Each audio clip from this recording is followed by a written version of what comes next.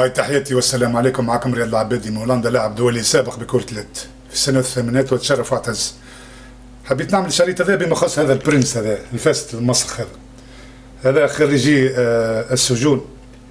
هذا بطرون من البطار نتاع صفاقس، حاشا شرفاء صفاقس.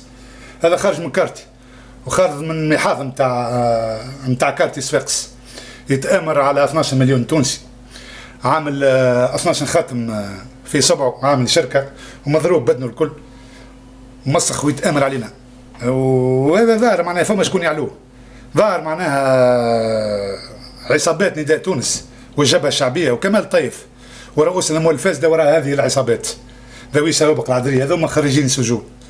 وما يجينيش عجب زاد مدير حبس المرناقية فوزي العتروس اللي من سوسة وراء هذا السيد هذا الفصالة.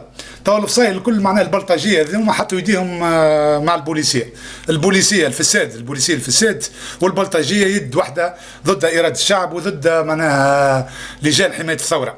لجان حمايه الثوره راهي هي المنبع، وهما نبض الشارع التونسي والشعب التونسي. كان مش هما راه الحكومه طاحت، راه عندها قرن راهي طاحت. كان مش هما معناها والمدونين نتاعها على الفيسبوك ويخرجوا معناها وينظموا معناها الاجتماعات والمسيرات، راه الحكومه تحت. ما تنساش يا حكومه، ويزيكم يجبن وبلا خوف. اول حاجه لازم تقبض على السيد هذا. وشكون يعلوه؟ اللي يعلوه باش نقوله لكم احنا، وانا كوني من منطقه ساحل ونعرفهم واحد واحد. رئيس العصابه نتاع الميليشيات نتاع البلطجيه اسمه رؤوف خلف الله، كان يخدم جورناليست صحافي في مجله الملاحظ لوبسيرفاتور تاع ابو بكر الصغير. نعاود نقولها، رئيس العصابه هذه المسمى البرنس المسخ هذا، رئيس العصابه هذا اسمه رؤوف خلف الله الصحافي. لموا تو بعضهم البلطجيه والخماج الكل واعطاهم كارت بلانش باش يتعداوا على اراده الشعب ويعملوا فوضى، باش يقولوا الحكومه ما خذتش بزمام الامور وطيحوا الحكومه ويحلوا المجلس التاسيسي ويرجع نظام قديم للحكم. هذا المخطط نتاعو. هذا المسخ هذا من صفاقس، حاشا شرفاء صفاقس، نعاود نقولوها، الميبول الكاريوكا، عامل يجي 100 خاتم في صوابعه وعامل يجي 100 شركه في رقبته ومشلط، فهمت؟ يتآمر علينا ويتآمر على الشعب. وهذا شيء خطير ياسر. يا حكومه تحمل مسؤوليتك. الى متى؟ هذا الجبن والخوف. يجب القبض على الخامج المسخ هذا. وشكون يعلوه؟